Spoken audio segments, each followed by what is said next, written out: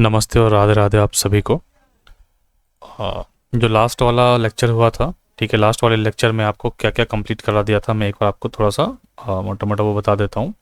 देखो, अभी तक 1995 से, जिनको नहीं पता है, 1995 से लेके, ठीक है, मेरा जो एम था कि 2025 तक, ठीक है, पूरे बिहार में, ठीक है, मतलब बिहार एम जो भी आ रहा है अपना, उसमें जितने भी क्वेश्चंस थे मेरे वो कंप्लीट कराने थे, क्योंकि सेम टू सेम क्वेश्चन आपको, same to same question CI में भी देखने को रिपीटेडली मिला है। मैंने पीवाईक्यू देखा, उसमें से 7-8 क्वेश्चन सीधे दिखे।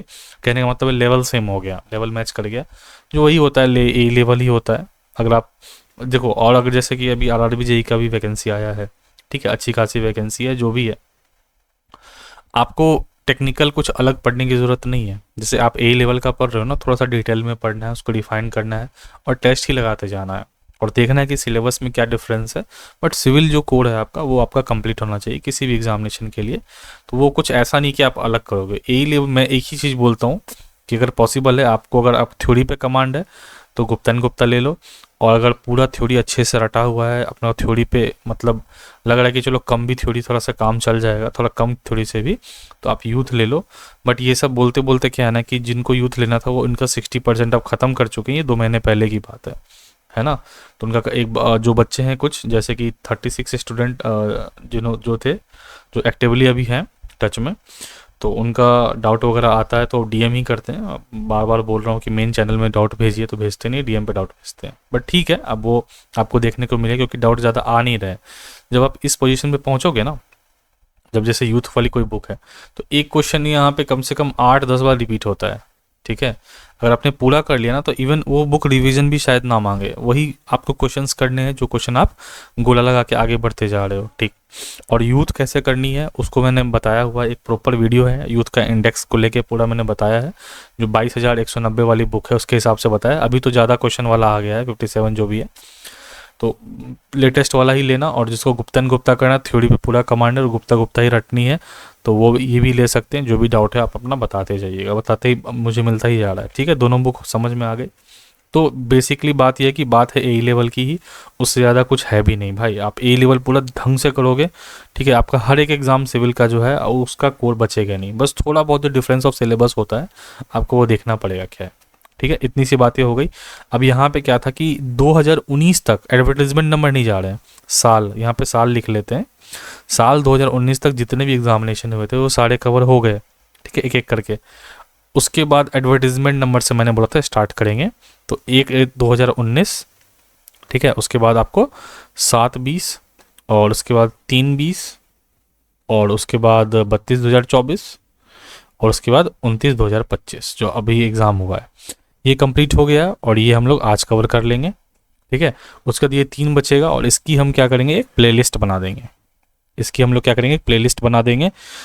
ये यूट्यूब पे आपको कहीं नहीं मिलेगा। 1995 से लेके 2025 तक किसी ने फ्री ऑफ कॉस्ट आपको एक प्लेलिस्ट में प्रोवाइड करके दे दिया है। और यही नहीं, अभी और सुनिए, आपको ये 1995 से जो क्वेश्चन है ना, तो वो मेरा सेल्फ बनाया हुआ है, क्योंकि यहाँ से तो आपको साफ साफ क्वेश्चन मिलना स्टार्ट हो जाता है। बट वो मैंने ऐसे अटैच किया है कि बोथ साइड अगर 5 पेज में प्रिंट कराओगे तो आपका पूरा पीवाईक्यू प्रिंट हो जाता है, समझ रहे हो। तो इतना आसानी में ऐसा आसान मैंने कर दिया। और सबको मैं क्या करूँगा, कंबाइंड में एक हार्ड पीडीएफ बना के कंबाइंड कर दूंगा, और वो 1995 से लेके आपको 2025 तक की एक पीडीएफ हो जाएगी।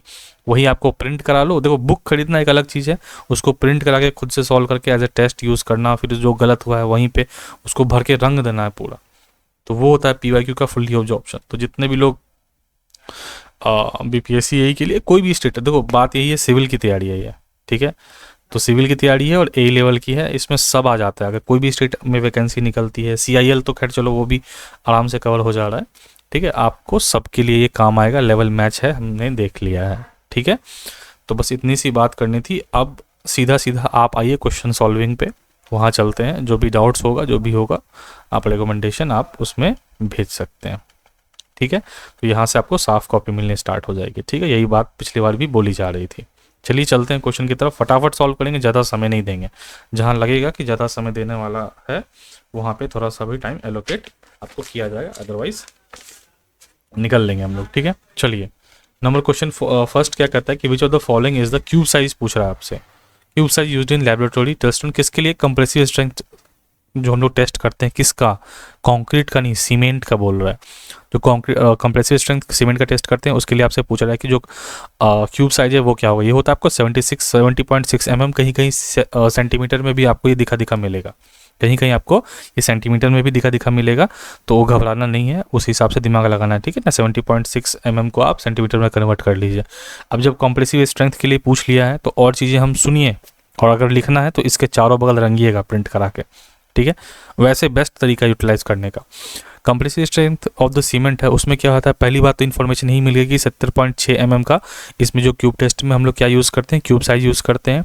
सीमेंट 185 ग्राम होता है, ये सब भी पूछ लेगा आने वाले टाइम में, क्योंकि क्या है ना, जो सीमेंट है 185 ग्राम होता है, ठीक है, पूछ सकता है, पॉसिबिलिटी है। उसके बाद आपको जो इन्नोर सैंड हम इसमें यूज़ करते हैं, सैंड तो आपको अच्छे से पता है, इन्नोर केरला में एक जगह इन्नोर, वहाँ पे सैंड, तो सैंड जो है 555 ग्राम यूज़ करते हैं। और जो रेशियो होता है, रेशियो जो होता है ये 1:3 होता है। और जो वाटर होता है इसमें, वाटर होता है, ये होता है P/4 + 3%। आप चाहें तो चारों तरफ लिखेंगे इसको। टेम्परेचर वही रहेगा 27 ± 2, 27 ± 2 डिग्री सेंटीग्रेड। एटलीस्ट 3 क्यूब चाहिए होता है टेस्टिंग के लिए। उसके बाद रेट ऑफ लोडिंग जो होता है 35, ये पूछा हुआ है question, rate of loading Newton पर mm²/मिनट, रेट ऑफ लोडिंग है ये, ठीक है, ये रेट ऑफ लोडिंग है, इतनी पूछी गई। The concrete cube test is perform for the purpose of determining the compressive strength of concrete element, ठीक है, नॉर्मल स्टेटमेंट है। The cube used for this test have a dimension पूछा अगर cube का, ठीक है, तो 150 × 150 × 150 mm का हम लोग क्यूब का डायमेंशन यूज़ करते हैं, ठीक है। As the largest aggregate does not exceed, और जो लार्जेस्ट एग्रीगेट है इस टेस्ट में वो 20 mm से ज़्यादा नहीं होना चाहिए। इस सारी इन्फॉर्मेशन में कुछ भी आपसे पूछा जाता है, तो अगर आपको ऐसा लगा कि ये एक छोटा सा क्वेश्चन है, ठीक है, इसके मल्टीपल क्वेश्चंस नहीं बनेंगे, इसके मल्टीपल क्वेश्चंस बन सकते हैं, 1, 2, 3, ये तीनों PYQ ही है, यही तीनों PYQ है, ठीक है। तो कुछ और भी पूछ सकता है, ये सब तो पूछा नहीं 185 ग्राम आज तक, और जो सैंड की क्वांटिटी 555 ग्राम है। बाकी आप देखिए आपको कैसे भरना है इसको। What is the loading rate, फिर से यही बात है, कंप्रेसिव स्ट्रेंथ जो टेस्ट होता है फिर उसमें फिर से आपको लोडिंग रेट ही पूछा जा रहा है। तो ये होता है 14 Nm/mm²/मिनट, ये तो ठीक बात है, लेकिन 1 मिनट, 14 Nm/mm²/मिनट, 14 Nm/m², आवर तो नहीं होगा, हाँ यही सही है। तो इसमें आपको देखना है कि इसमें भी न्यूटन को या mm को ऐसा कुछ चेंज करके, या मिनट को ऐसा कुछ चेंज करके बनाया जा सकता है, इतना डिफिकल्ट नहीं है, मैं बताऊंगा कहाँ पे किया गया है ऐसा, ठीक है। चलिए नेक्स्ट क्वेश्चन।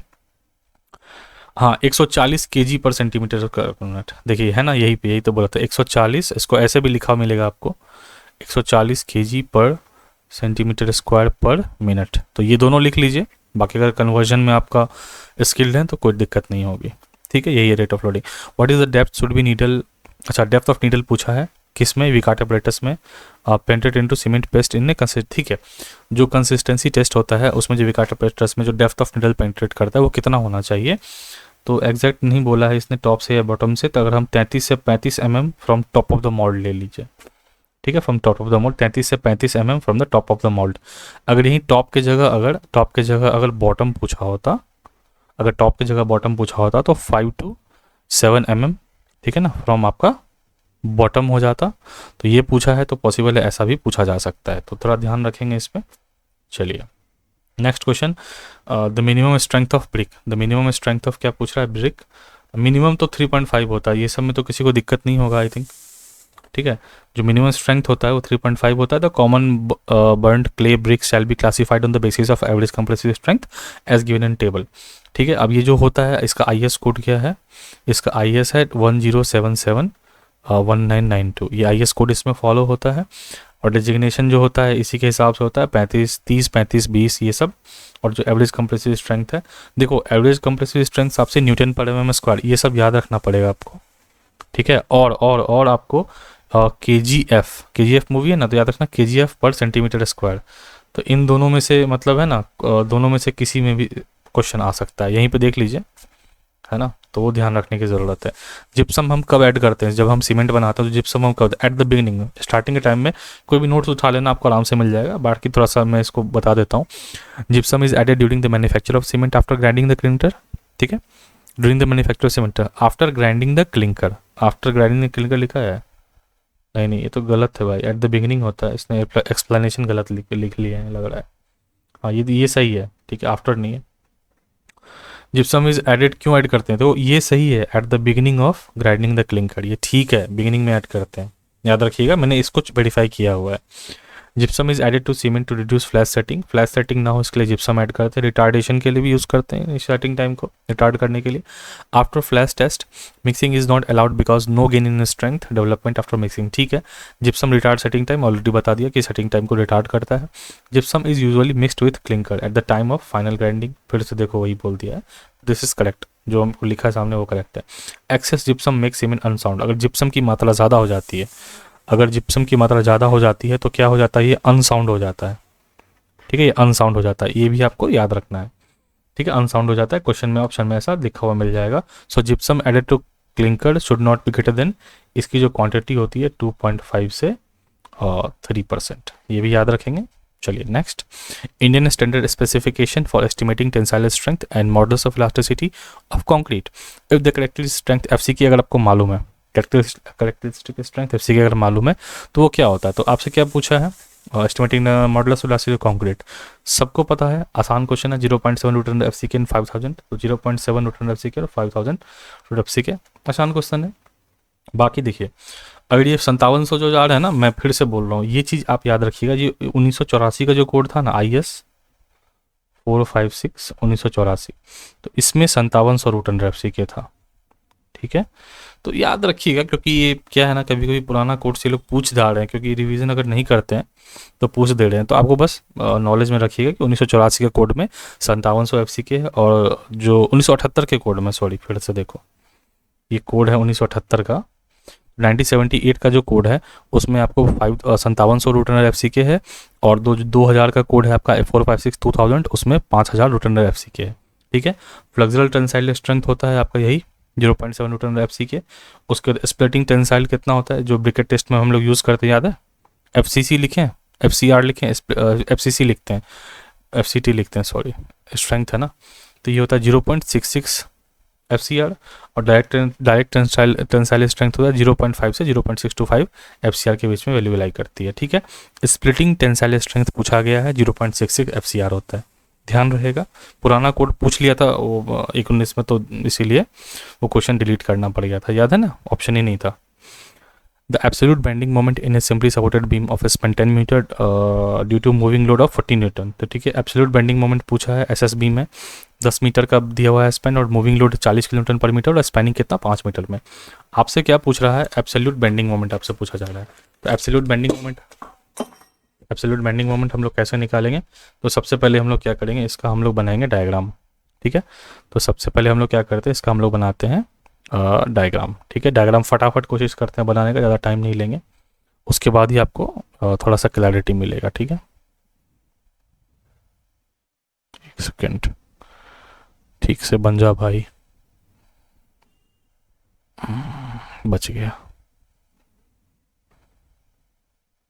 ये आपका UDL आ गया, ठीक है, ये आपका आ गया UDL, छोटा बनेगा इमेज लग रहा है, ठीक है। 5 मीटर दिया हुआ है ना, और स्पैन 10 मीटर का टोटल है ना, तो पहले यहाँ पे हम लोग क्या करेंगे, 10 मीटर टोटल कर लेंगे, ये टोटल 10 मीटर है, अगर इसको यहाँ से आइए बीच में, तो ये 10 मीटर था, तो ये आपका हो जाएगा कितना, और 5 मीटर, और ये आपका हो जाएगा 5 मीटर, यहाँ तक कोई दिक्कत नहीं है भाई, ठीक है। और आपको लॉ मालूम है ना, absolute maximum bending moment the CG of the UDL should be place at the mid span of the beam, mid span and the BM should be calculate at the mid span.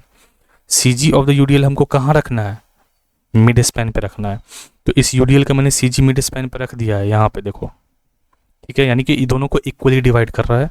तो अब जो ये 5 metre का जो load है, ये जो 5 metre का लोड है, अच्छा ये देखो, एक छोटी सी प्रॉब्लम ये हो गई, अच्छा भाई अगर मिट जाए तो सही रहेगा, रुक जाओ, पूरा मिट जाएगा क्या, अच्छा चलो, हाँ ठीक है, ठीक ही हुआ, चलो ठीक ही हुआ, UDL जो है वो पूरा नहीं है, छोटा सा है, इतना होगा, ठीक है, UDL इतना होगा, अब चलो, ठीक है।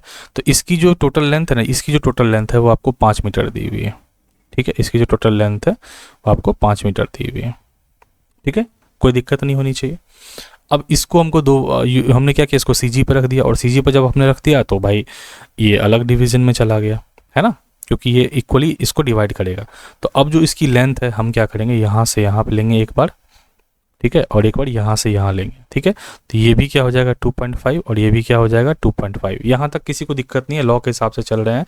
हमको यूडीएल का जो सीजी कहाँ रखना है, मिड स्पैन पे रखना है, बात खत्म, लॉ के हिसाब से चल रहे हैं। अब आप क्या करें, अब आप क्या करेंगे कि देखिए सबसे पहले तो इसका मार्का बनाएंगे, हम लोग पहले डायग्राम ही बना लेते थे, ठीक है ना। चलिए, और इस एरिया को हम लोग क्या करेंगे, अभी तो वैसा नहीं करना चाहिए, चलो कर ही देते हैं। ये एरिया हमारे काम का है, ठीक है, 3 4 दिस, ये जो देख रहे हो ये एरिया हमारे काम का है। अब चलें, डायग्राम बस इतना ही था। अब हम लोग सीधा चलेंगे कहाँ पे, कैलकुलेशन पे, ठीक है। चलिए कैलकुलेशन पे आते हैं। तो आपको अच्छे से पता है ये वाला जो दिख रहा है आपको, ये जो बीच का सेंटर का लाइन है, इसका ऑर्डिनेट क्या होता है, ए बी अपॉन एल लिख सकता हूँ, पहले ये बताइए, ए बी अपॉन एल या A B upon A plus B total length. तो ये क्या हो जाएगा आपको, ए बी कितना है 5 और ये भी 5 है, तो 5 × 5 और टोटल लेंथ कितना है 5 5 10, ठीक है।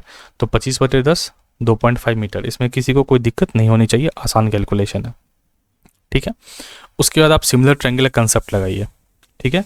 इस ट्रायंगल में ये देखो, ये वाला ट्रायंगल है, ये और ये जो ट्रायंगल है ना, इसमें और इसमें आप इतना दूर में आप सिमिलर ट्रायंगल लगाइए।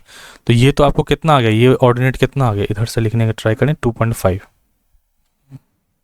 ये जो ऑर्डिनेट है आपको 2.5 यहाँ हमने निकाल लिया, ठीक है। इसी ऑर्डिनेट को ए बी अपॉन एल लिखते हैं, ठीक है। अब आप सिमिलर ट्रायंगल लगाइए कि 2.5/5, 2.5/5, 2.5/5, इसको आप क्या मान लीजिए, वाई मान लीजिए, है ना। इसको आप मान लीजिए कुछ भी मान लो, एक्स मान लो, सॉरी y1 मान लेते हैं, ठीक है, इक्वल टू, तो ये क्या हो जाएगा y1/2.5, तो ये 2.5/5 और ये y1/2.5 हो जाएगा, ठीक है, y1/2.5 हो जाएगा। नहीं, एक सेकेंड, दिस इज 2.5/5, जस्ट एक सेकेंड 2.5/5, अच्छा हाँ, y1/2.5 ही तो होगा, ठीक है। देखो ये 2.5 है डिवाइडेड बाई 5, सिमिलर ट्रायंगल लगा रहे हैं, और इसको हमने माना y1 और ये डिस्टेंस क्या है 2.5, क्योंकि यहाँ से यहाँ 2.5 है, तो ये डिस्टेंस भी कितना होगा आपका 2.5, छोटू सा, ठीक है। यहाँ से आपको y1 क्या आ जाएगा, y1 यहाँ से आपको आ जाएगा 1.25 मीटर, और ये y1 जो आया इसकी वैल्यू आई, तो इसकी वैल्यू क्या आई 1.25, ठीक है, कोई दिक्कत नहीं है। और ये y1 और y2 दोनों इक्वल है, तो इसकी भी वैल्यू क्या हो जाएगी 1.25, क्योंकि सिमेट्री है, बात खत्म, कुछ नहीं करना है। अब एब्सोल्यूट बेंडिंग मोमेंट का क्या बताया था, पिछली बार भी एब्सोल्यूट बेंडिंग मोमेंट का आपको एक क्वेश्चन आया था, अच्छे से मैंने सॉल्व कराया था। उसमें क्या होता है, जो एरिया होता है जो हम लोग निकालते हैं एब्सोल्यूट, उसमें क्या करते हैं, यूडीएल जो है उसको एरिया से मल्टीप्लाई कर देते हैं। अब यूडीएल यहाँ पे आपको कितना दिया हुआ है, देखो पहले भी यूडीएल आपको यहाँ पे था, यही लिखना भूल गया हूँ मैं, 40 का था, ये 40 का, ठीक है, 40 का था यूडीएल, तो पहले 40 लिख लो, ठीक है। और 2 ट्रायंगल है वो भी 2 से मल्टीप्लाई कर दो, क्योंकि ट्रापेजॉइड का एरिया निकालना है, तो एक का इसका निकाल के और 2 से मल्टीप्लाई कर देंगे, तो 2 से मल्टीप्लाई कर दिया, तो 40 और 2 ये दोनों गया। अब आप ट्रापेजॉइड का एरिया लिख दीजिए, ठीक है, अब आप ट्रापेजॉइडल का एरिया लिख दीजिए, तो ये कितना है 1.25 और ये है 2.5, ठीक है, तो अपोजिट का सम हो जाता है, तो 1.25 प्लस 2.5, ठीक है, डिवाइडेड बाई बीच का डिस्टेंस, तो बीच का डिस्टेंस कितना है आपका 2 है, बीच का डिस्टेंस 1.25 बैठा है, और बीच का डिस्टेंस आप, एक सेकेंड, बीच का डिस्टेंस तो कैसे हो जाएगा, नहीं सॉरी, अच्छा a plus B upon L होता है ना, तो 2, ठीक है, और इसको मल्टीप्लाई करेंगे बीच का डिस्टेंस से, अब आएगा इसका बीच का डिस्टेंस से हम लोग मल्टीप्लाई करेंगे, विच इज़ 2.5, समझ गए। ट्रापेजॉइड का एरिया निकालने आ रहा है ना भाई, कुछ नहीं होता है इसको, ये एक ट्रापेजॉइड है जो ग्रीन वाला है, ये मान के चलो, ये इसकी बात कर रहे हैं हम लोग, इसकी बात कर रहे हैं, ठीक है। ये 2.5 1.25 दोनों को ऐड किया डिवाइडेड बाई 2, और दोनों के बीच का डिस्टेंस कितना है 2.5, इसे मल्टीप्लाई कर दिया। आप ये निकालोगे तो आपको आ जाएगा 375 किलो न्यूटन मीटर, और ये कहाँ लगेगा, मिड पॉइंट पे लगेगा, तो जिसका आंसर है जो 375 kilo Newton at mid span, answer इसका मेरे हिसाब से यही होना चाहिए, हाँ एट मिड पॉइंट है, ठीक है।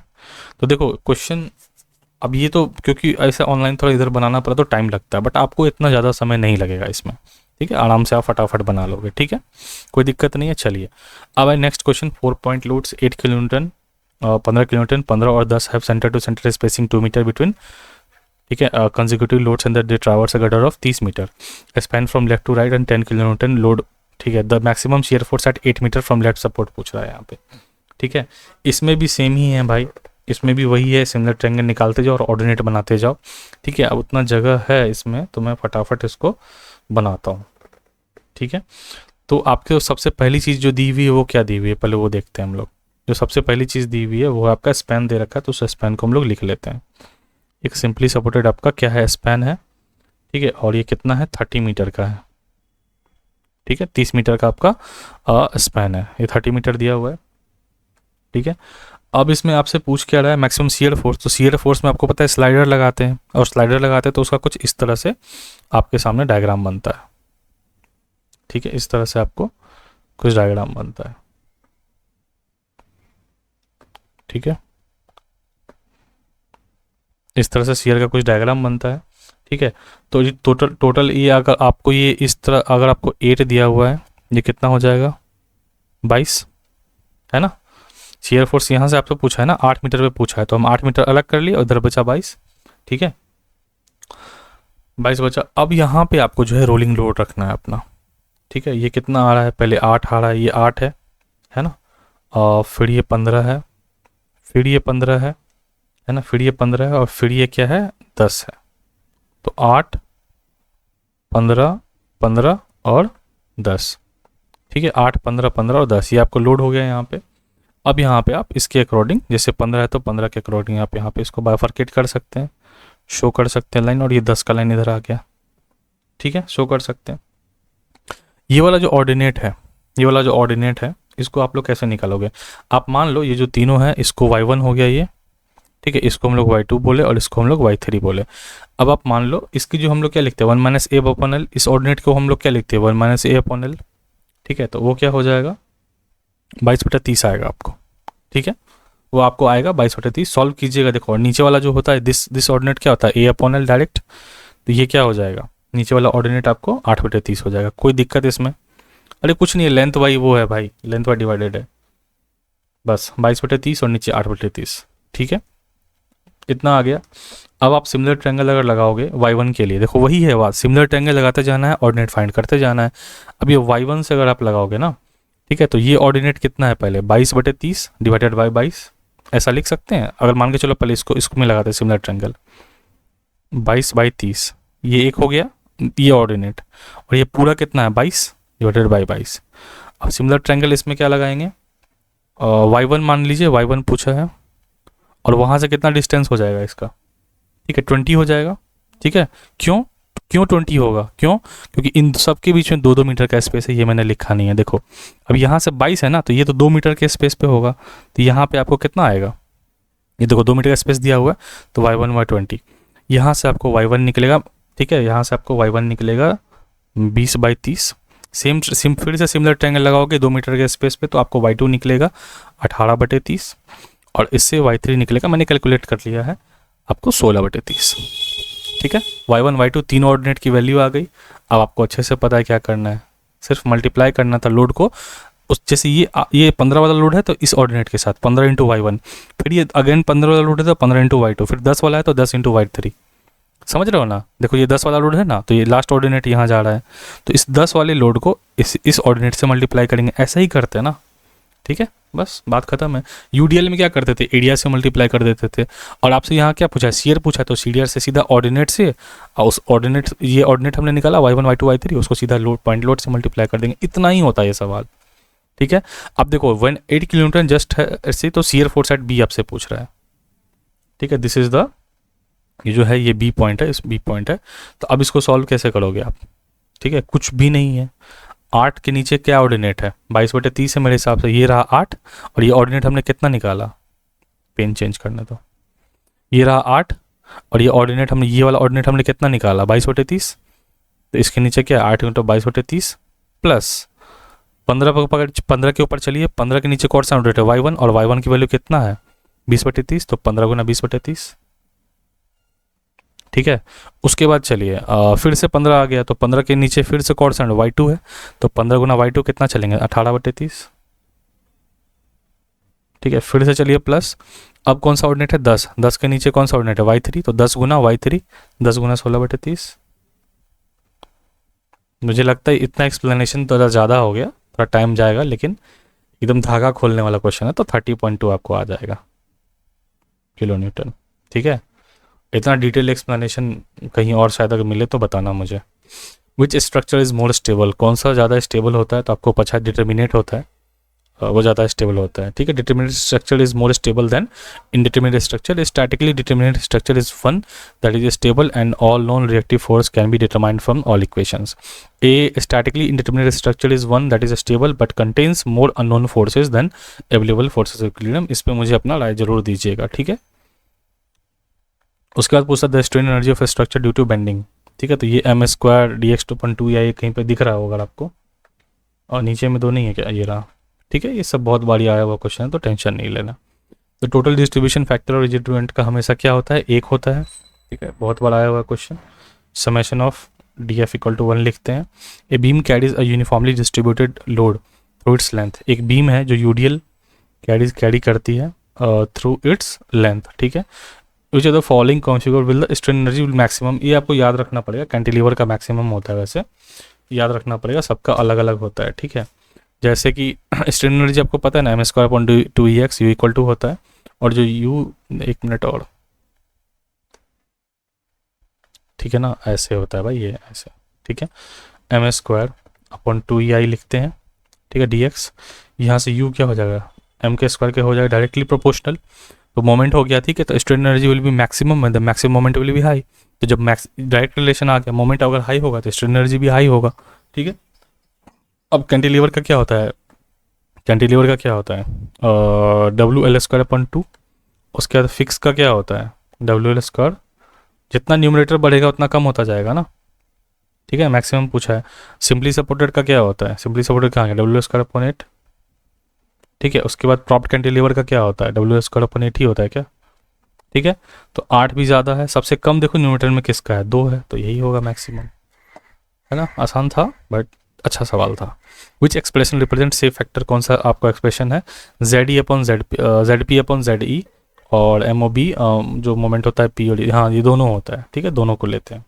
ठीक है, शेप फैक्टर क्या होता है, जो प्लास्टिक मोमेंट कैपेसिटी होती है, plastic moment capacity MP upon, अच्छा MP/My भी लिखते हैं भाई। ठीक है, तो अच्छा वही लिखा हुआ है। ठीक है, तो MP/My भी लिखते हैं, और MP = MP/My = ZP/ZE भी लिखते हैं। Plastic moment capacity by yield moment capacity. ठीक है, कोई दिक्कत नहीं। फिर लोड फैक्टर भी देख लीजिए, अल्फा होता है लोड फैक्टर। लोड फैक्टर क्या होता है, collapse load upon working load. तो WU कोलैप्स को C लिखते हैं, W collapse load upon working load. ठीक है, वर्किंग लोड। ठीक है, collapse load upon working load. ठीक है, उसका रिजर्व स्ट्रेंथ भी होता है ultimate load upon first load at yield of structure. तो ये अभी रिजर्व स्ट्रेंथ तो कहीं पूछा नहीं है, बट लिखना है तो लिख लीजिएगा। The rotation at a point in real beam is equal to, rotation किसके बराबर होता है, शेयर फोर्स के बराबर होता है। देखो मैंने याद कराया था, HS याद है आपको, SS याद कराया था, SS याद रखिए, बाकी तो हो ही जाएगा। स्लोप शेयर याद है, स्लोप शेयर याद करवाया था। स्लोप क्या है, वही थीटा आपका, तो स्लोप आपका शेयर के बराबर होगा। Calculate the number of zero force member of the following figure. देखो पहली बात, इसका रूल जो है वो है ना कि 3 एक लाइन में होना चाहिए। ठीक है, इस तरह से हो, है ना, तो ये वाला 0 हो जाता है। ठीक है, तो वो सब चीज़ें रूल याद रखिएगा। ऐसा कोई डायग्राम आता है ना तो आप रिएक्शन खोजिए। फॉर एग्जांपल ये P है, कुछ फोर्स इसमें लग रहा होगा इस कंपोनेंट में, फिर P है, इसका कुछ ना कुछ तो इसमें आ रहा होगा। बट अगर यहाँ पे एक रिएक्शन दें और यहाँ पे किसका पूछा है, एक सेकेंड, हाँ यहाँ पे एक रिएक्शन दें, तो इससे तो कुछ है ही नहीं पास की, तो सीधा पास निकल, इसको काउंटर करने के लिए कुछ है नहीं, तो एक ये जीरो फोर्स मेंबर आपका हो जाएगा। और यहाँ देखिए इसमें भी कोई फोर्स का ट्रांसफर आपको दिखता नहीं, दिखेगा नहीं, तो ये भी जीरो फोर्स मेंबर हो जाएगा। बस यही, ऐसे में तो ऐसे सॉल्व करना है, बाकी आपको रूल याद रखना है, ये 2 होगा ये। ठीक है, कोई दिक्कत नहीं। चलिए calculate the degree of indeterminacy for the frame. अच्छा डीएस पूछ रहा है, डीएस पूछ रहा है। फ्रेम देखिए क्या है, यहाँ पर रोलर लगा हुआ है, तो इसको फिक्स करने के लिए हमको कितना चाहिए, रोलर में एक ही होता है ना, तो इसको फिक्स करने के लिए हमें आर डैश 2 चाहिए, ठीक है ना, number of total reaction to make it rigid. तो सिंपल सा 3c माइनस आर डैश लगा दें यहाँ पे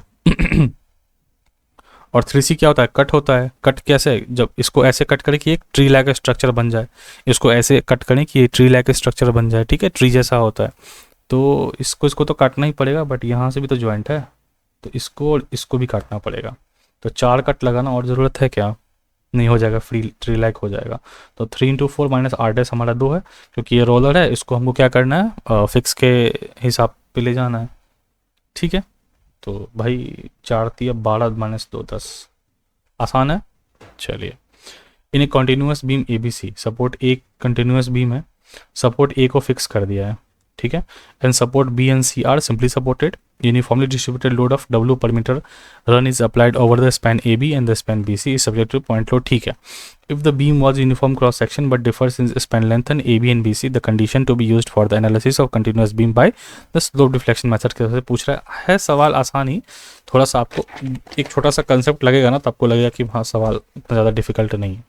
हम लोग लिखते क्या है इक्वेशन, अगर आपको याद हो तो हम लोग इक्वेशन क्या लिखते हैं, याद करिए, एम ए बी हम लोग क्या लिखते हैं, ठीक है, एम अगर बी ए पे निकालना हो, सॉरी एम बी ए, तो ये हम लोग क्या लिखते हैं, एम ए बी, ठीक है, प्लस 2EI अपॉन एल, ठीक है, उसके बाद 2 theta A plus theta B minus 3 delta upon L, ये हम लोग लिखते हैं इक्वेशन, ठीक है।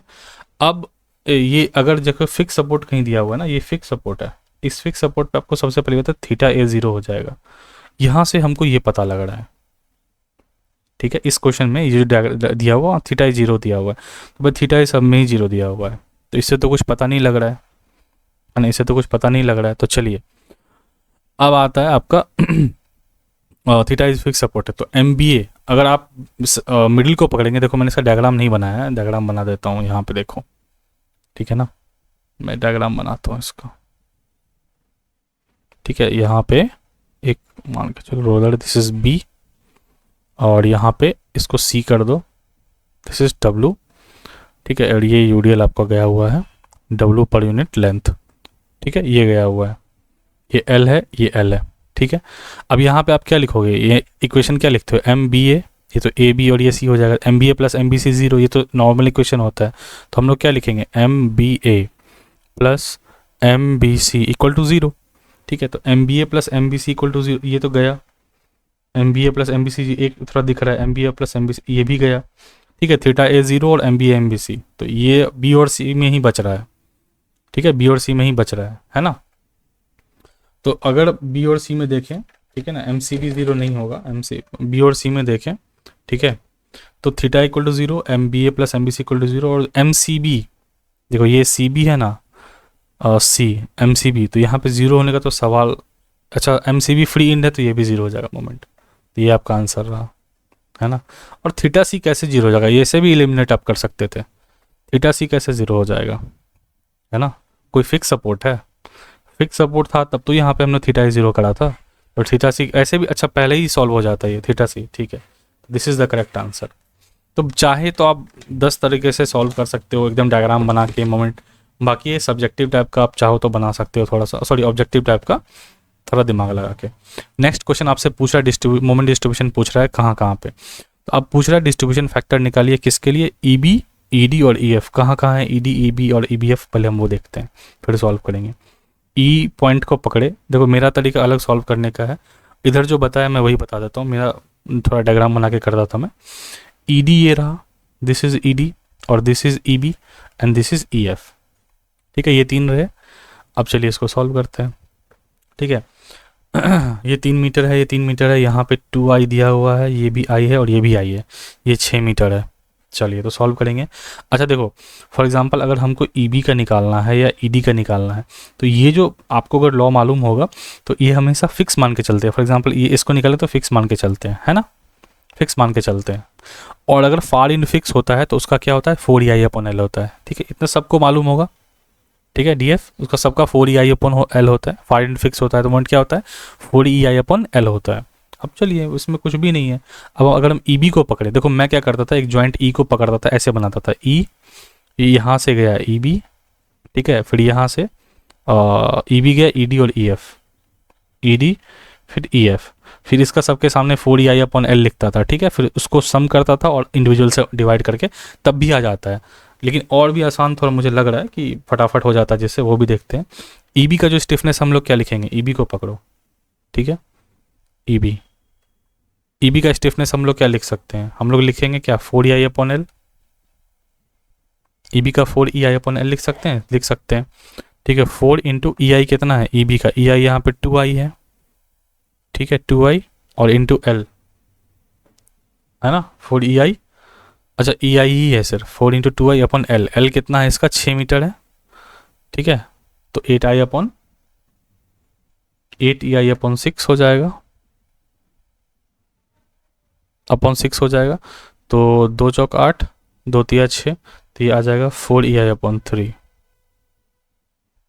ठीक है, हो गया। उसके बाद स्टिफनेस ऑफ मेंबर आप ED निकाल लीजिए सेम वे में, ठीक है, तो E और D क्या ये भी फिक्स मान के चलेंगे 4EI/L ही होगा, ये भी आपको 4EI/3 ही आएगा, इस दोनों का सेम आएगा, ठीक है। अब चलिए किसका है stiffness of member EF, stiffness of member EF क्या है EF फार एंड फिक्स है, तो यहाँ पे 4EI/L लेंगे, तो 4EI/ तो लिख ही दो यहाँ पे, और L कितना यहाँ 4 ही है, ठीक है, तो ये 4 4 कट गया, तो सिर्फ यहाँ पे EI बचा, ठीक है। तो EF का जो होगा, EF का जो डिस्ट्रीब्यूशन फैक्टर होगा, मैं यहाँ पे लिख ही देता हूँ सबका डिस्ट्रीब्यूशन फैक्टर अलग अलग करके। तो हमने पहले EB का क्या निकाला, EB का हमने निकाला 4EI/3, ठीक है। E और D का हमने क्या निकाला, ED का हमने निकाला सेम ही है 4EI/3, हमने EF का क्या निकाला EI निकाला, ठीक है, हमने EF का EI निकाल दिया, ठीक है, ये दोनों हो गया आपका, ठीक है। अब आपको क्या करना है, कुछ भी नहीं, जिसका डिस्ट्रीब्यूशन फैक्टर निकालना है उसको ऊपर रखो, बाकी सबसे समेशन कर दो, ठीक है। एक का बताता हूँ, बाकी आपको बताना। फॉर एग्जांपल हमें किसका निकालना है, EB का निकालना है, डिस्ट्रीब्यूशन फैक्टर ऑफ EB, तो आप क्या करोगे, EB का हमने कितना निकाला, देखो EB का हमने निकाला 4EI/3, इसको डिवाइड करेंगे सबके समेशन से, ये तीनों को जोड़ देंगे, ठीक है, यानी कि 4EI/3 तो 2 बार आ जाएगा, है ना, प्लस आपको लास्ट का इसका क्या था EI था 1 2 3, ठीक है, इसका EI था, इन तीनों को जोड़ दिए, तो EB का क्या आ जाएगा आपके पास 4/11 आ जाएगा। इसी तरह अगर आप ED का निकालोगे, ED का निकालोगे तो ED का भी 4/11 आएगा, क्योंकि उसका भी डिस्ट्रीब्यूशन फैक्टर सेम था, और अगर EF का निकालोगे तो 3/11 आएगा। इसी तरह ED को निकालना है, ED वाला ऊपर रखो और टोटल से डिवाइड कर दो, बस यही है, और इसमें कुछ भी नहीं था। तो बनाओगे तो फास्ट लगेगा, एक्सप्लेनेशन में थोड़ा टाइम लगता है, तो इसका जो आंसर हो जाएगा सही 4/11 4/11 और 3/11 हो जाएगा, ठीक है, समझ लिया। चलो next question, if an internal stress component like shear force bending moment है ना at any reaction allowed to act through a small distance thereby causing deformation of the structure, the curve of the deform shape represent some scale, the influence line diagram, उसके लिए क्या होगा, सबको अच्छे से पता है, ये होता है आपका मूलर बेस लॉ प्रिंसिपल, ठीक है। आई सेक्शन आपका बीम का दिया हुआ डायमेंशन, उसका विड्थ ऑफ टॉप फ्लेंज दिया हुआ, इसमें अच्छा खासा न्यूमेरिकल पूछा हुआ है भाई, ठीक है। थिकनेस ऑफ बोथ फ्लेंज दिया हुआ है, विड्थ ऑफ वेब दिया हुआ है, डेप्थ ऑफ वेब दिया हुआ है। देखो यहाँ पकड़ो, the plastic neutral axis of the section from the top most fibre at the distance of, आपसे क्या पूछ रहा है, प्लास्टिक न्यूट्रल एक्सिस पूछ रहा है section from the top most fibre, plastic neutral axis पूछा जा रहा है। प्लास्टिक न्यूट्रल एक्सिस क्या करता है, एरिया को 2 इक्वल पार्ट में डिवाइड करता है। आप ये याद रखना, प्लास्टिक न्यूट्रल एक्सिस क्या करता है, एरिया को 2 इक्वल पार्ट में डिवाइड करता है। क्या हम यहाँ पे एक आई सेक्शन बना सकते हैं, ठीक है, यहाँ पे आई सेक्शन हम एक बनाते हैं, ठीक है, छोटा सा बनाने की कोशिश करते हैं, ठीक है, आई सेक्शन बनाने का हम कोशिश करते हैं, बन जाए भाई, ठीक है। ये आपको दिया हुआ है 250 mm ऊपर का, 250 दिया हुआ है, ये है ना 250 mm दिया हुआ है। उसके बाद ये थिकनेस आपको 50 दिया हुआ है, उसके बाद ये थिकनेस भी आपको 50 दिया हुआ है, दिस इज ऑल्सो 50, एंड आपको ये थिकनेस, ये जो यहाँ से यहाँ है, ये आपको कितना दिया हुआ है, 200 दिया हुआ है। उसके बाद ये आपको ये थिकनेस भी आपको 50 दिया हुआ है, नीचे वाला जो ये दिस इज़ 50, और ये आपको कितना दिया हुआ है, ये तो मैंने बनाया नहीं है बट दिस इज़ 400, ठीक है। अगर मैं थोड़ा सा वो कर दूँ, क्योंकि फिर मिनट हो जाएगा, इसको मैं थोड़ा बढ़ा देता हूँ, है ना, ऐसे है ये नीचे वाला सेक्शन जो है वो ज़्यादा है, ठीक है। ये थिकनेस 50 है, इसको भी मैं बढ़ा देता हूँ, ठीक है। चलो इसको मैं बढ़ा देता हूँ, ठीक है, यहाँ से यहाँ ये 400 है, ऐसा होगा कुछ। अब आप एक प्लास्टिक न्यूट्रल एक्सिस जो है, प्लास्टिक न्यूट्रल एक्सिस आप मान लो कि यहाँ पे कहीं है, ठीक है। प्लास्टिक न्यूट्रल एक्सिस आप यहाँ से यहाँ डिस्टेंस मान लो इसका YP है, ठीक है। बस इतना ही डायग्राम बनाना है, कुछ भी नहीं है, आसान कैलकुलेशन है। देखो क्या होता है, सबसे पहले टोटल एरिया निकालो आप, ठीक है। सबसे पहले क्या निकालो, टोटल एरिया निकालो, कितना होगा 200 गुना 50, इसका पहले एरिया, फिर इसका एरिया, है ना, और फिर इसका एरिया, इस तीनों का एरिया 200 गुना 50, 50 गुना 200 और 50 गुना 400, यही होगा। तो देखो रेक्टेंगल है ना भाई, L × B करते चलो, 250 गुना 50 नंबर 1 का, ये नंबर 2 हो गया और ये नंबर 3 हो गया एरिया में, मतलब ये पूरा 200 गुना 50, ठीक है। 250 गुना 50 प्लस फिर 200 गुना 50, बीच वाला जो आपका वेब पोर्शन है, प्लस नीचे वाला सबसे ये वाला 400 गुना 50, ये टोटल आएगा आपको area equal to, total area आएगा आपको 42,500 mm²। आपको क्या करना है, प्लास्टिक न्यूट्रल एक्सिस बोल रहा है ना, तो हमको तो एरिया हाफ चाहिए, तो उसके लिए पहले तो टोटल एरिया होना चाहिए, तो हाफ पहले एरिया कर दो। तो टोटल एरिया हमने निकाला, लेकिन क्वेश्चन में लिखा हुआ कि प्लास्टिक न्यूट्रल एक्सिस, और प्लास्टिक न्यूट्रल एक्सिस क्या करता है, 2 इक्वल पार्ट में डिवाइड करता है, तो इसको 2 इक्वल पार्ट में डिवाइड कर देते हैं। तो 42,500/2 कितना होगा, 21,250। यहाँ तक आ गया ना, बस अब कितना, अब यही चीज़ याद रखो कि जो प्लास्टिक न्यूट्रल एक्सिस होता है इस एरिया को 2 भाग में डिवाइड करता है, इस पूरे एरिया को 2 भाग में डिवाइड करता है। तो हमको तो नहीं मालूम है ना कि कितना एरिया में डिवाइड करता है ना, तो हमको आधा एरिया तो मालूम है, तो इसको इक्वेट कर देंगे हम, यही इक्वेशन लिख के आधे वाले का एरिया। तो चलो लिखते हैं, पहला का एरिया कितना होगा, 250 गुना 50, इसका ये पहला वाला का एरिया, तो लिखो 250 गुना 50, ये इक्वेशन अच्छे से समझ गए ना, तो दिक्कत नहीं होगा, ठीक है। प्लस ये YP कितना है, ये YP, ठीक है, YP कितना है, YP को हम किससे मल्टीप्लाई करेंगे, दिस इज लेंथ एंड इसकी थिकनेस 50 है, ये वाली 50, दिस इज 50, ठीक है। YP को 50 से मल्टीप्लाई करेंगे, थिकनेस वही YP × 50। यहाँ तक कोई दिक्कत नहीं होना चाहिए, ये 50 है 90 नहीं है, ठीक है 50, ठीक है। इक्वल टू क्या बोलता है, जो लॉ बोलता है कि प्लास्टिक न्यूट्रल एक्सिस एरिया को 2 भाग में डिवाइड करता है, A/2 कितना निकाला है, 21,250, ये बस हो गया। यहाँ से YP निकालो, YP आपका कितना आ जाएगा, 175 mm, 175 mm आ जाएगा। लेकिन क्या 175 mm कुछ आंसर में है, नहीं है। आपसे क्या पूछा है, फ्रॉम कहाँ से, टॉप मोस्ट फाइबर से पूछा हुआ है, टॉप मोस्ट फाइबर से। टॉप मोस्ट फाइबर कहाँ है भाई, यहाँ है, हमें तो यहीं तक का लेंथ मिला ना, इसमें और क्या जोड़ेंगे, 50, 5 7 5 12 और 1 1 2, कोई दिक्कत नहीं होना चाहिए, पूरा तरीके से एक्सप्लेन्ड है, धागा खोला हुआ है, ठीक है। चलिए next question, for a given structure, for a given structure and loading, if there exists any distribution of bending moment through the section which is both safe and statically admissible, W must be less than to equal the collapse load. The above इस theorem को क्या बोलते हैं, हाँ ये collapse load से कम होता है, तो इसको हम लोग बोलते हैं स्टैटिक थ्योरम बोलते हैं। एक बार देखना भी, ठीक है। एक होता है लोअर बाउंड थ्योरम जिसको स्टैटिक बोलते हैं, और एक होता है अपर बाउंड थ्योरम, इसको काइनेटिक थ्योरम बोलते हैं। LEYS करके यही याद किया था क्या, लेस लोअर, अच्छा ठीक है। तो it is based upon the yield condition if the load obtained is smaller, ठीक है। जो सबसे पहले हम लोअर बाउंड थ्योरम का बात कर लेते हैं, लोअर बाउंड थ्योरम जो स्टैटिक है इसी को बोलते हैं, ठीक है। तो ये होता है, it is based upon yield condition if the load obtained is smaller than और equal to the collapse load. Smaller than equal to ही पूछा है ना, लेस देन और इक्वल टू, तो ठीक है स्टैटिक थ्योरम, या इसको हम लोग बोलेंगे लोअर बाउंड थ्योरम। और एक होता है UBT अपर बाउंड थ्योरम, ठीक है। वो क्या होता है, बेस्ड ऑन मैकेनिज्म कंडीशन पे बेस्ड होता है, मैकेनिज्म कंडीशन पे बेस्ड होता है। उसके बाद load obtain must be either greater than, अच्छा यहाँ पे ग्रेटर देन इक्वल टू, अच्छा कुछ नहीं है, लोअर बाउंड थ्योरम या static theorem less than equal to, upper bound theorem greater than equal to. Next, बस इतना ही था। The moment which makes all the fibres at the section to yield, ठीक है, हर एक फाइबर को यील्ड करा दे, तो उसको हम लोग क्या बोलेंगे भाई, उसको हम लोग बोलेंगे प्लास्टिक मोमेंट कैपेसिटी। कहीं कुछ लोग यील्ड मोमेंट तो नहीं मार के आ गए। चलो स्टिफनेस मैट्रिक्स, देखो ये फ्लेक्सिबिलिटी मैट्रिक्स निकालना है, आपको अच्छे से पता है कि दोनों में इन्वर्स का रिलेशन होता है, दोनों में क्या होता है, इन्वर्स का रिलेशन होता है। तो ऐसे ही निकालो ना, मुंह से ही नहीं, मुंजवानी निकालो पहले। इसके लिए हम लोग याद है इन्वर्स करते थे तो पहला क्या क्राइटेरिया होता था, डिटर्मिनांट निकालते थे।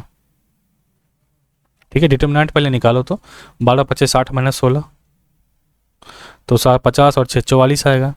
तो 44 कहाँ नहीं है भाई, अभी हमको ऊपर नीचे मत देखो, हर चीज़ के लिए डेप्थ में जाना जरूरी नहीं है। उन्निंग बिडिंग 2 गया, अब आपको ना इन्वर्स आएगा, तो 12 4 और 4 5 है, 12 4 और 4 5 है।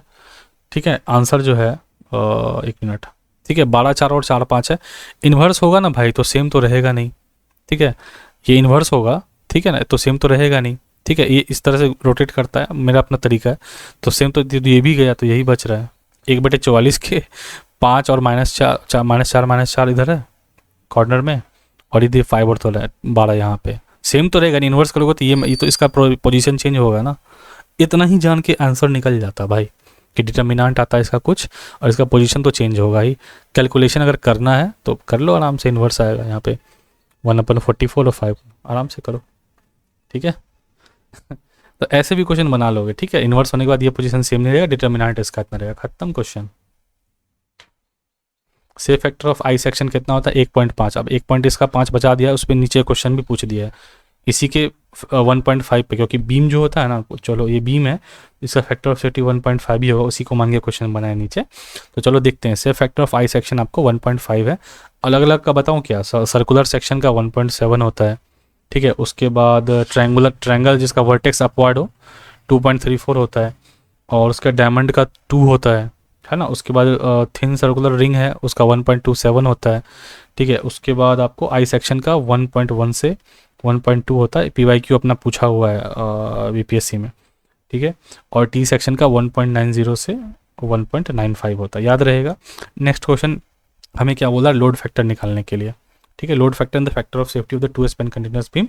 ठीक है, तो निकालने के लिए तो बोला the plastic moment and the elastic moment इतना है, 150 है और 100 है। तो आपसे पूछ रहा है क्या होगा। देखो ये बीम रेक्टेंगुलर जो बीम होता है ना, वो इसी तरह का होता है ना भाई, लिखते हम लोग ऐसे देते हैं। तो इसका जो फैक्टर ऑफ सेफ्टी 1.5 होता है, आराम से सॉल्व हो जाएगा। आप लोग लोड फैक्टर क्या लिखते हो पहले वो बताओ लोड फैक्टर क्या लिखते हो। लोड फैक्टर हम लोग क्या लिखते हैं factor of safety into safe factor, into safe factor, यही लिखते हैं ना। Load factor equal two factor of safety into safe factor. ठीक है, सेफ फैक्टर MP/M SF आपको क्या दिया हुआ है 1.5, क्योंकि रेक्टेंगुलर बीम होता है। ठीक है, तो FOS आप निकालो यहाँ से, मैं बताऊंगा क्या कैलकुलेट करना है।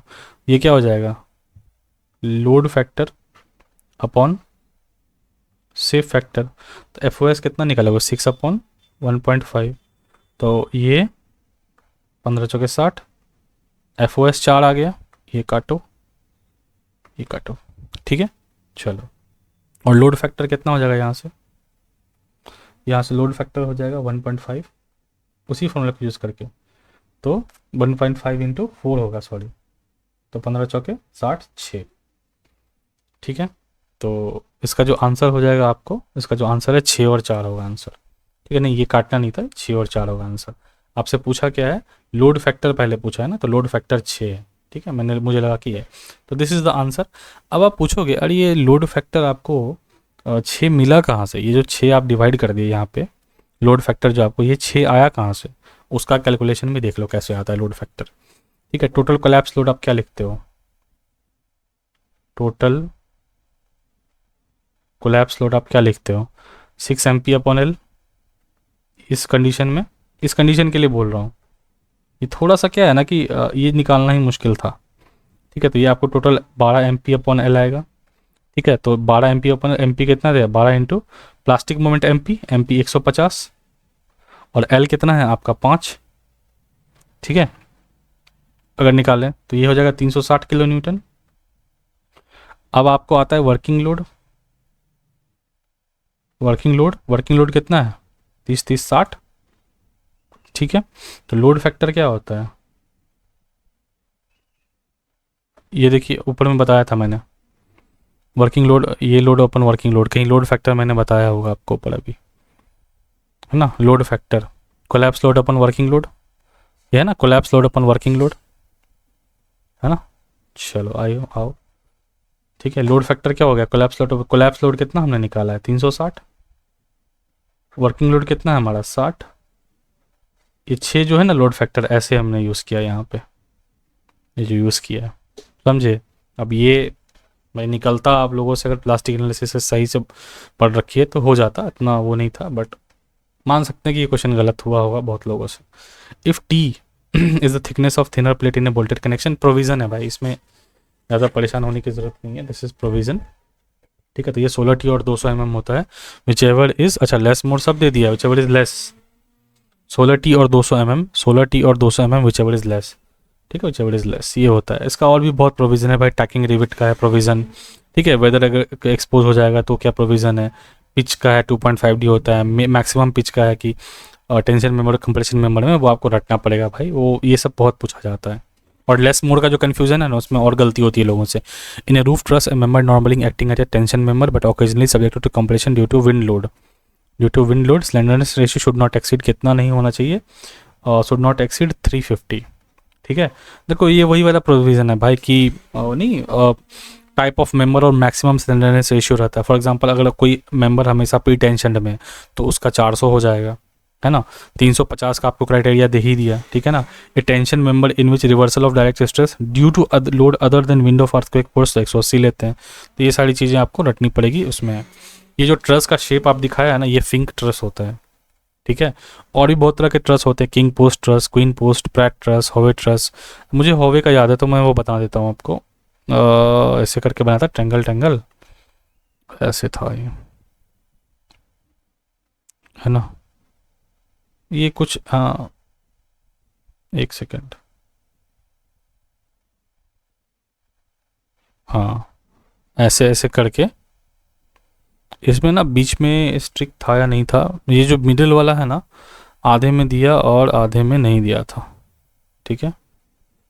तो ऐसे ऐसे, तो ये मेरे हिसाब से ये जो था होवे ट्रस था, तरीका था मैंने याद करने का। प्रैट ट्रस वगैरह भी होता है, ठीक है। चलिए स्टैंडर्ड डिविएशन आपको दिया हुआ, आसान सवाल है, 4 न्यूटन पर mm square. Target mean strength पूछ रहा है, इसका फॉर्मूला आपको याद है, एफ मीन एफ सी के प्लस 1.65 क्या क्या सिग्मा स्टैंडर्ड डिविएशन, ठीक है। तो कैरेक्टरिस्टिक आपको कितना है, M20 है तो एफ सी के 20 हो गया, और सिग्मा कितना दिया हुआ है, 4 दिया हुआ है, तो आराम से सॉल्व हो जाएगा। 20 प्लस 1.65 इंटू 4, तो ये क्या हो जाएगा 26.6 है, 26.6 आंसर किधर है। अच्छा चलो अप्रॉक्स ये 4 नहीं 6 होगा, लेकिन चलो। IS 456 बताता है has reach the limit state of collapse on the strain is, ठीक है। कंक्रीट अपने कोलैप्स पे पहुंच जाता है, लिमिट स्टेट कोलैप्स पे, जब उसका क्या हो, जो कोलैप्स है उसका क्या हो, वो आपसे पूछ रहा है। ये होता है आपको अच्छे से पता है, जो मैक्सिमम स्ट्रेन फाइबर कितना होता है 0.0035। The centroid of a compression blocking representing a stress in concrete at limited state, the distance being measured from extreme compression edges. D-4.2 किस किस को याद है, वही है और कुछ नहीं है इसमें।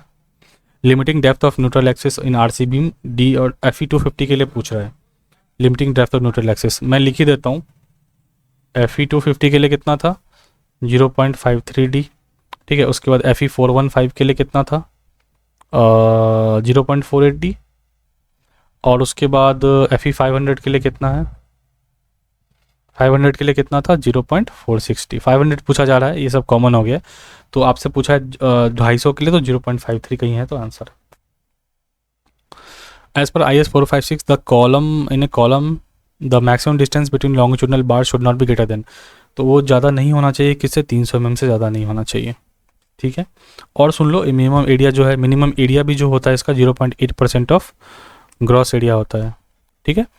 0.8% ऑफ ग्रॉस एरिया होता है। और मैक्सिमम एरिया ऑफ स्टील अगर देखो, वर बार्स आर नॉट लैप्ड तो 6% ऑफ द ग्रॉस एरिया, और जब बार लैप करते हैं तो 4% ऑफ द ग्रॉस एरिया। ये भी PYQ है, याद रखिएगा। जब नहीं लैप करते हैं बार्स को तो 6%, और लैप करते हैं तो 4%। मैक्सिमम डिस्टेंस बिटवीन लॉन्गिट्यूडनल बार 300 mm, और मिनिमम डायमीटर ऑफ द बार को होता है 12 mm। इतना सारा प्रोविजन सब आसपास इसके लिख देना है। व्हाट इज़ द इफेक्टिव, ये मुझे कराना है, एक रिक्वेस्ट अभी आया हुआ है कि ये बार बार गलत हो जाता है, समझ नहीं पा रहा हूँ। इसके लिए मैं 5-10 मिनट का 10 मिनट का एक प्रॉपर वीडियो लेके आ जाऊँगा, 10-15 मिनट का। उसमें ये बताऊँगा मैं कि ये कैसे ट्रांसलेशन है, एक रिंड है इसका। हालांकि जो आंसर है 0.8L है, ठीक है, लेकिन वो मैं बता दूंगा कि कैसे ये सारी चीज़ें आ रही है। इफेक्टिवली हैंडल position at both ends, restrained against rotation at one end, restrained against rotation at both the ends but retain against restrained against translation at both. अच्छा ठीक है, हाँ सही है, restrained against rotation at one end 0.8L ही होगा। मैं अच्छे से इसको लाऊंगा एक अलग सेपरेट वीडियो, रिक्वेस्ट आया, थोड़ा सा टाइम निकालना पड़ेगा, ठीक है। उसके बाद है in an RC beam the main enforcement consist 16 mm, main enforcement कितना है 16 mm है, and the core segregate size है 20 mm। The horizontal distance between two parallel reinforcing bar should not be less than, ठीक है। तो ये आपको क्या होता है, ये तो 5 द मैक्सिमम साइज ऑफ बार का क्राइटेरिया था, आपको याद है उसका क्राइटेरिया क्या बोलता था कि maximum size of bar unequal के लिए कितना होना चाहिए 5 mm more than the nominal maximum size of core segregate 5 mm मोर, यानी plus 5 mm, 5 mm more than the nominal maximum size of core segregate. तो 5 mm मोर, तो 20 + 5 25 ही हो गया। और भी देखो, ठीक है। सेकंड इसमें था कि diameter of the bar with diameter of main bar are equal, ठीक है। और तीसरा क्या था, maximum size of the bar, तो नहीं है 20 + 5 25 कर लीजिए, यही तीनों प्रोविजन था, ठीक है। 16, हाँ तो मेन इन्फोर्स का 16 दिया था, उस पर नहीं जाना है, ठीक है। CA + 5, ठीक है ना, स्पेसिंग ऑफ बार CA + 5, मैंने जिस तरह से याद किया हुआ है। उसके बाद the maximum area of tensile reinforcement to be used in a beam is to be restricted, उसको कहाँ रेस्ट्रिक्ट कर देना है भाई, 4% ऑफ ग्रॉस एरिया होता था क्या, याद है किसी को, है ना, यही है ना ग्रॉस एरिया, तो सेक्शन 0.04 4%। चलिए और भी बहुत है। मिनिमम टेंशन इन्फोर्समेंट हम लोग लिखते थे, अगर आपको याद होगा तो AST/BD = 0.85/FY, ये सब याद होना चाहिए, ठीक है। मैक्सिमम टेंशन इन्फोर्समेंट वही हो गया 0.04 B/D, ठीक है। यहाँ पे B क्या है, D क्या है, वो सब समझिएगा। D यहाँ पे जो है ओवरऑल डेप्थ है, ये सब भी पूछ लेता है भाई मजा लेने के लिए, ठीक है। और D 750 mm से अगर ज़्यादा होगा तो वही है कि 0.1% जो है उसको दोनों साइड डिवाइड करते हैं। 450 mm भी पूछा हुआ है, याद रखिएगा 750 साइड फोर्स इन्फोर्समेंट वाला जो क्वेश्चन आता है, तो उसमें 450 कब होता है वो भी मैंने 3 बार आपको बताया है, वो सब गलत कभी मत करना, कभी भी इसमें आएगा तो। Pick up the correct statement about the design of A slab dimension 7x3, ठीक है। अब देखो इसका जो आंसर है, मैं सबसे पहले ये बताता हूँ इसका आंसर क्या है। इसका आंसर है आपको कि main reinforcement will be in 3 metre direction, main reinforcement in the direction ना, मेन इन्फोर्समेंट इन 3 ये ठीक लग रहा है, and distribution in the 7 metre direction, and distribution in 7 metre direction, तो यही आंसर है। अब देखो क्या होता है इसमें, क्यों ऐसा करते हैं कि मेन इन्फोर्समेंट हम लोग 3 मीटर में दिए और डिस्ट्रीब्यूशन हमने 7 मीटर में दिया, क्यों, क्योंकि मेन इन्फोर्समेंट, ये क्या पूछा है क्वेश्चन किस चीज़ का है, देखिए स्लैब का क्वेश्चन है। स्लैब में क्या होता है, जो मेन इन्फोर्समेंट होता है उसको शॉर्टर स्पैन के थ्रू पढ़ कर दिए। जो स्लैब है इसका जो मेन इन्फोर्समेंट है, मेन इन्फोर्समेंट है, ये किधर प्रोवाइड कराते हैं, शॉर्टर स्पैन, ठीक है। तो शॉर्टर स्पैन क्या है 3 मीटर है, तो मेन इन्फोर्समेंट कहाँ पढ़ाएंगे, यहाँ 3 मीटर पर डालेंगे। इतना सा लॉजिक है और कुछ नहीं क्वेश्चन में, हवा हवाई है, ठीक है। चलिए नेक्स्ट क्वेश्चन आते हैं। पता है ये जो 7-20 वाला क्वेश्चन है ना, मुझे सही लगता है भाई, इसमें दबा के कैलकुलेशन था, ठीक है। कुछ एक क्वेश्चन थे जो कुछ कोई भी नहीं कर पाया, जैसे यही क्वेश्चन होगा, ठीक है, बहुत मुश्किल ही होगा किसी के लिए सॉल्व करना, ठीक है। कर उस समय होता है भाई, कुछ एक क्वेश्चन कर लिया होगा तो वीर बहादुर, ठीक है, अदरवाइज बहुत मुश्किल मुश्किल क्वेश्चन थे भाई। और ये अच्छा लगा था, ये स्टैंडर्ड पेपर इसी तरह का होना चाहिए, दबा के कैलकुलेशन हो। For a circular column of 200 mm radius, a circular footing of radius 1.25 metre is provided, ठीक है। डेप्थ ऑफ फुटिंग आपको दिया हुआ, देखो इस 600 पे ध्यान रखना है। डेप्थ ऑफ फुटिंग कितना है 600 mm, in the factor earth pressure Q. ध्यान देने वाला कोई क्या क्या चीज़ है यहाँ पे, 1.25 का एक डेटा ध्यान देने वाला है और 200 mm का डेटा ध्यान में देने वाला है, ठीक है। अब देखो ये क्या पूछ रहा है, the design two way share, two way share पूछ रहा है, क्या होगा डिज़ाइन 2-वे शेयर पूछ रहा है, ठीक है। तो हम लोग करेंगे इसको सॉल्व, ठीक है। 2-वे शेयर पूछ रहा है तो अब देखो सबसे पहले हमें क्या निकालना है, 2-वे शेयर है तो सबसे पहले हम लोग को क्रिटिकल सेक्शन ऑफ शेयर निकालना होगा। जो कैपिटल आर है, हमारा जो कैपिटल आर है वो 1.25 दिया हुआ है, ठीक है, मीटर, ठीक है। और जो स्मॉल, ये जो आर है, स्मॉल आर है, वो कितना दिया हुआ है 200 mm को कन्वर्ट कर दो 0.2 मीटर में, लेकिन हम लोग को चाहिए आर नॉट। आर नॉट क्या है? आर नॉट होता है critical section of shear. R naught क्या होता है? Critical section of shear. तो क्रिटिकल सेक्शन ऑफ शियर निकालिए। क्रिटिकल सेक्शन ऑफ शियर क्या हो जाएगा? 2a में। ठीक है, 2a में क्या होता है, ध्यान रखिए, 2a में होता है from the D of the face of the support, है ना, यही होता है ना, from the D of the face of the support, ऐसा कुछ था। ठीक है, सॉरी d/2, देखो यहीं पे गलती हो, d/2 from the face of column. तो अगर आपने ये निकाल दिया ना क्रिटिकल सेक्शन ऑफ शियर, तो उसके बाद कुछ भी क्वेश्चन नहीं है। ठीक है, तो जो आर नोट है, आर नोट को हम लोग क्या लिख सकते हैं, क्या लिखेंगे, आर प्लस d/2। डायग्राम भी है भाई, डायग्राम भी बता देंगे साइड में कैसे डायग्राम बन रहा है। R plus d/2। ठीक है, तो आर नोट क्या हो जाएगा, आर यहाँ पे क्या हो जाएगा 0.2 मीटर आपको दिया हुआ है, और डी यहाँ पे आपको 0.6 मीटर, यही है, यही है डेप्थ, और डिवाइडेड बाई 2, तो 0.3 प्लस 0.2 0.5 आएगा। आर नोट निकल गया। अब कोडल प्रोविजन में जाओगे तो डिजाइन पंचिंग शियर दिया हुआ है, डीएसपी लिख दे, डिजाइन पंचिंग शियर, डीपीएस लिख देते हैं, डिजाइन पंचिंग शियर। इसका फॉर्मूला होता है Q0 पाई। ठीक है, और ये जो आपका जो बड़ा वाला आर स्क्वायर है और माइनस आर नोट स्क्वायर। ठीक है, ये प्रोविजन में आता है, ऐसे निकाल भी सकते हैं। तो ये क्या हो जाएगा, Q0 पाई, और बड़ा वाला आर स्क्वायर कितना है, देखो यहाँ पे 1.25, तो 1.25 का होल स्क्वायर टोटल का, और ये आर नोट हमने कितना निकाला 0.5 का होल स्क्वायर। तो इसको सॉल्व करोगे तो Q0 पाई, और ये आएगा 1.3125। ठीक है, तो यही आंसर आपका है। ठीक है, इसका थोड़ा सा अलग सा डायग्राम बनेगा यार, मतलब फाउंडेशन से कैसे बनाया जाए, एक मिनट, है ना, ये आपका फाउंडेशन हो गया। ठीक है, मान के चलो ये वैसे है रिइंफोर्समेंट, ये नीचे से आ रहा है, ऐसे आ रहा है, ऐसे आ रहा है। एक बड़ा सर्किल ये आपका स्फीयर पंचिंग बना। ठीक है, फिर एक छोटा सर्किल बना। ठीक है, और पीछा बीच में, तो यहाँ से यहाँ आपको, है ना, इस सेंटर से यहाँ ये है आपको कैपिटल आर। ठीक है, और ये छोटा वाला जो है सेंटर से आपका स्मॉल आर है। ठीक है, आपको तब निकालना है, आराम से बन जाएगा। दिक्कत हुई होगी, इतना आसान नहीं लगा होगा ये question. 39, mortar used for brick masonry shall conform generally. जो मोटार हम लोग यूज़ करते हैं ब्रिक मैसनरी के लिए, वो किससे कन्फर्म करता है, तो वो आपको IS 2250/1951, 2250/1981 है ना, ये आपको चलता है इसमें। ठीक है, और 2250/1981 code for practice for preparation and use of motor masonry motor 2116 पूछा हुआ है, तो उसको भी देख लेते हैं क्या है। यह सैंड है, सैंड फॉर मैसनरी मोटार। उसके बाद 400 ये 456 तो आपको रटा हुआ अपना प्लेन एंड RCC है। उसका 1332/1986 क्या है, precast reinforce concrete street lighting poles. ठीक है, प्रीकास्ट RCC लाइट पोल्स पूछा जा सकता है भाई, याद कर लेना। निगेटिव स्किन फ्रिक्शन पाइल किस में होता है, ये तो 100 बार बता चुके हैं, ये आपको सॉफ्ट क्ले में देखने को मिलेगा। इसका ESE में एक बार मैंने करके बताया था कि कितना ज़्यादा इससे सवाल पूछा गया था। ठीक है,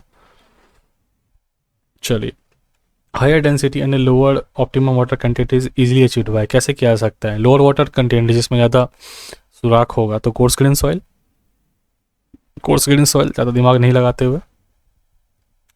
ratio of bearing capacity of double under ream pile to that of single under ream pile, ये एक्चुअली एक जगह प्रोविजन में लिखा हुआ है। ठीक है, अकॉर्डिंग टू IS 2911। ठीक है, 2911। ठीक है, इसका जो है पार्ट 3 देखिएगा, और 1973 ये कोड है इसका।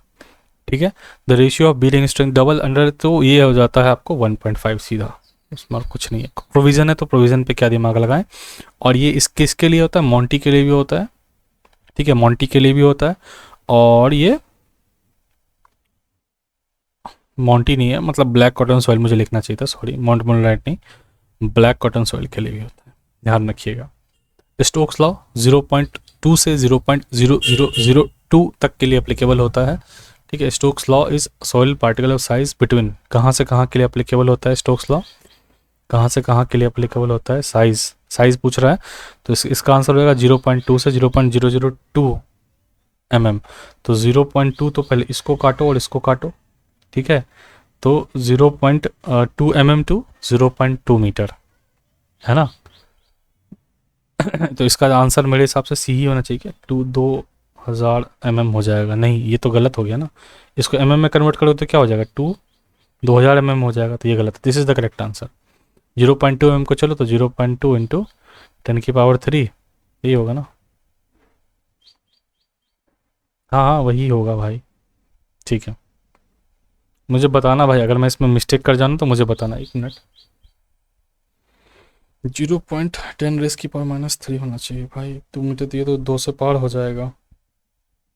0.2 mm ठीक है, mm ठीक है, 2000 mm नहीं होगा भाई, ठीक है, 2000 mm नहीं होगा। इस तो इसमें एक्चुअली ऐसे लिखते हैं 0.2 से 0 पॉइंट, ठीक है, 0002 mm, ठीक है। आप ये ध्यान रखिएगा, अगर कुछ गलती होगा तो बताइएगा मुझे। इफ़ कंसिस्टेंसी इंडेक्स अगर 0 हो जाता है तो सोइल मतलब क्या, ठीक है। तो सोइल है इज एट लिक्विड लिमिट। अगर कंसिस्टेंसी इंडेक्स अगर 0 हो जाता है मतलब सोइल जो है आपका लिक्विड लिमिट हो गया है। आईसी अगर 0 है तो, ठीक है, और कुछ भी नहीं है, ठीक है। और कंसिस्टेंसी इंडेक्स को क्या बोलते हैं, रिलेटिव कंसिस्टेंसी भी बोलते हैं, ठीक है, नॉर्मल चीज़ है। Serial strength of the soil increases, अगर सीरियल स्ट्रेंथ है सोइल का वो कैसे इंक्रीज करता है, क्या बढ़ाएंगे तो इंक्रीज करेगा। आइए इक्वेशन पे, टाउ इक्वल टू क्या लिखते थे, याद है, सीरियल स्ट्रेंथ वाला equation, Coulomb theory, C plus sigma 10 phi, ठीक है। अब यहाँ पे सब आ गया, कोहेजन आ गया, ठीक है, एंगल ऑफ इंटरनल फ्रिक्शन आ गया, देख लीजिए, ठीक है, और नॉर्मल स्ट्रेस आ गया, ठीक है। तो ये भी आ गया, ये भी आ गया, फार्मूला बेस्ड था, कोई ज़्यादा परेशानी नहीं। In a triaxial test when the drainage is allowed initially, अगर हम ड्रेनेज सिर्फ इनिशियली अलाउ करते हैं, not during later stage the test, उस टेस्ट को क्या हम लोग बोलते हैं, इसका भी बनाया हुआ है, इसको हम लोग बोलते हैं CU टेस्ट होता है, कंसोलिडेटेड, ठीक है, अनड्रेन टेस्ट, ठीक है, CU टेस्ट होता है, ठीक है। Drainage is allowed first stage only, not allowed during second stage. सबका चार्ट मैंने एक बार बना के अच्छे से बताया हुआ है, और मेरा जो नोट्स है 1 पेज का वो मैं शेयर करूँगा, कभी इसमें फंसोगे नहीं। CU क्विक होता है, यू है ना, कम टाइम लगता है, ये सब में सारा चीज़ आराम से पता लग जाएगा। The coefficient of active earth pressure for a dense and, ठीक है, 1/3। तो पैसिव अर्थ प्रेशर पूछा, अब ये भी क्या है, चलो कोई बात नहीं। KA आपको क्या दिया हुआ, 1/3, ठीक है, KA आपको 1/3 दिया हुआ है, और आपसे पूछा KP क्या होता है, ठीक है। हमारा रिलेशन हमें अच्छे से पता है कि KA into KP is equal to क्या होता है, 1 होता है। KP इंटू 1/3 इक्वल टू 1, ठीक है। तो KP क्या हो जाएगा, 3 हो जाएगा, कोई दिक्कत नहीं। अकॉर्डिंग टू IS स्पेसिफिकेशन, ठीक है, in any case depth of foundation in sand and the clay, provision है, ये कितना होना चाहिए, 900 से 1000, 900 से 1000 है, ठीक है। ए minimum depth of building foundation, Sandy soils का 0.8 से 1 मीटर है, रॉकी सोइल्स का 0.05 से 0.5 मीटर है, क्ले सोइल्स का 0.9 से 1.6 मीटर है, ठीक है। When width of foundation is 900 mm, जब विड्थ ऑफ फाउंडेशन आपका कितना है, 900 mm है, the settlement is found to be 30 mm।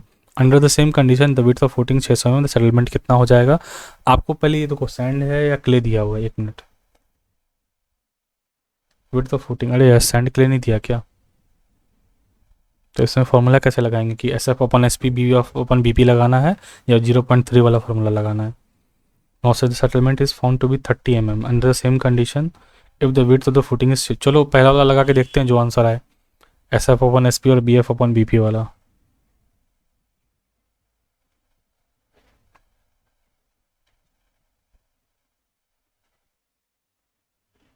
ठीक है ना।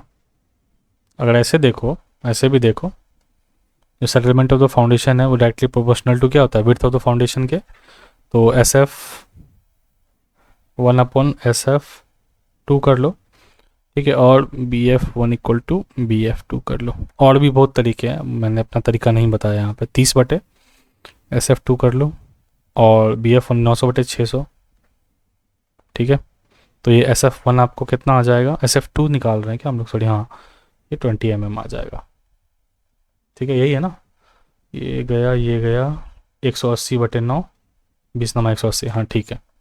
इन plate load test pre loading recommended by, जो प्री लोडिंग है, जो प्लेट लोड टेस्ट का, ये आपको ये भी आपको अलग अलग डेटा में मिलेगा। तो ये देख लो पहले 70 ग्राम पर सेंटीमीटर स्क्वायर है। इसका एक डेटा जो मुझे अब याद नहीं आ रहा, वो KGF में ही पूछा हुआ था, तो 7000 या 700 करके कुछ है, तो वो भी आपको ध्यान रखना पड़ेगा। प्लेट लोड टेस्ट का मैं और कुछ बता देता हूँ।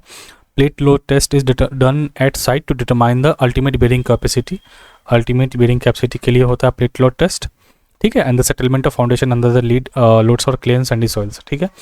To calculate safe bearing capacity suitable factor of safety is applied in plate load test preloading recommended by, क्या होता है, IS 1888, यहाँ पे दिया भी हुआ है, ठीक है। और 70 ग्राम, ठीक है। द प्लेट यूज होता है वो क्या होता है 0.3 इंटू 0.3, ठीक है, मीटर में, है ना, ठीक है। और अगर सर्कुलर है तो उसका क्या होगा 0.3 मीटर डाया होता है, ठीक है। और थिकनेस कितना होता है 25 mm होता है। और साइज ऑफ द पिट क्या होता है 5 times the size of plate. Size of pit equal to 5 times the size of plate. तो ये पेपर 5 आपका खत्म होता है, पेपर 6 भी थोड़ा देर में खत्म हो जाएगा। Thank you, Radhe Radhe.